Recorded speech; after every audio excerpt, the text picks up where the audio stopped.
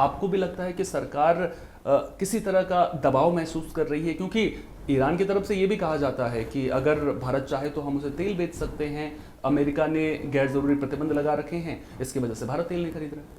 नहीं, दबाव में तो हम हैं ही, क्योंकि हमने खासकर ये पिछले 25 साल में अमेरिका के साथ ज़्यादा क्लोजनेस की है ना। हमारी जो स्ट्रेटेजिक रिलेशनशिप है वो अमेरिका के साथ हमने बिल्ड करनी, तो रूस से भी डिस्टेंस हो गया हमारा, और अमेरिका के दबाव में हमने ईरान से भी वो किया है। तो इसलिए ईरान से हमने 2019 के बाद ट्रंप ने जब वो लगाया था प्रतिबंध, तो हमने वहाँ से लेना बंद कर दिया था, है ना। हालांकि वो हमसे सस्ता भी देने को तैयार था और वो हमारे लिए अच्छा भी था क्योंकि पास भी है, तो वो हमने रोक दिया। उसी तरह रूस के भी अमेरिका के दबाव में रूस का भी हमारे ऊपर जो वो था, रूस से हम खरीद रहे थे, सस्ता वो हमें दे रहे थे, तो वो भी हमने बंद कर दिया था, है ना। हालांकि उसमें थोड़ा बहुत आता रहा, पर फिर भी बड़ी मात्रा में हमने उसको कम कर दिया था। तो भारत की स्थिति ऐसी क्यों कमज़ोर हुई कि हमारी स्ट्रेटेजिक ऑटोनॉमी कमज़ोर हो गई है। उसके पीछे वजह जो मैं कहना चाह रहा था कि वो R&D है। हम R&D में बहुत पिछड़ गए हैं, तो हमको चीन की भी बात सुननी पड़ती है, रूस की भी बात सुननी पड़ती है, अमेरिका की भी बात सुननी पड़ती है।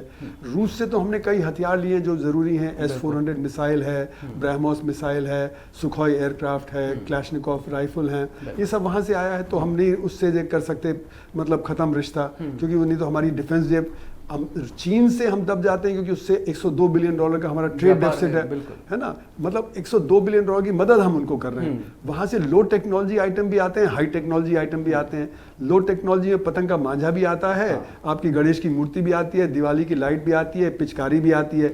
और हाई टेक्नोलॉजी में आप देखें तो जो ऑटोमोबाइल कंपोनेंट्स, इलेक्ट्रॉनिक कंपोनेंट्स है ना, चिप्स हैं, फिर जो मतलब आपके जो फार्मास्यूटिकल के API, जिसमें हम 2002 में करीब करीब सेल्फ सफिशिएंट थे, अब हम पूरी तरह उनके ऊपर डिपेंडेंट हो गए हैं। 80% उनके ऊपर डिपेंडेंट हो गए हैं, है ना। फार्मास्यूटिकल हम एक्सपोर्ट करते हैं, तो अगर वो API नहीं आएंगे तो हम एक्सपोर्ट नहीं कर पाएंगे।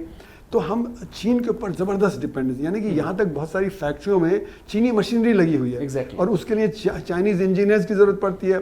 तो जब ये गलवान वगैरह का जब झंझट पड़ा, तो हमने वीज़ा देना बंद कर दिया। तो हमारे बिजनेसमैन ने प्लीड किया सरकार से कि प्लीज़ इनको वीज़ा दीजिए, नहीं तो हमारी फैक्ट्री ठीक से नहीं चल पा रही है।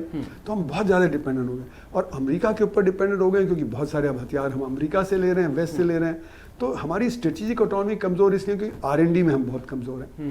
R&D में अगर हम सही रहते तो ना हमें किसी की बात नहीं सुननी पड़ती। आज सबकी बात हमें सुननी पड़ती है और हम बीच में पिस जाते हैं। तो ये R&D में कमज़ोरी क्यों है? क्योंकि हम खर्च नहीं करते। R&D में हम 0.65% GDP का खर्च करते हैं, जबकि चीन और अमेरिका 3% खर्च करते हैं। और चीन की अर्थव्यवस्था हमसे 5 गुनी बड़ी है और अमेरिका की हमसे 20 गुनी बड़ी है। तो चीन हमसे 22 गुना ज़्यादा R&D में खर्च करता है और अमेरिका हमसे 100 गुना ज़्यादा है। इसलिए वो बहुत आगे हैं, है ना।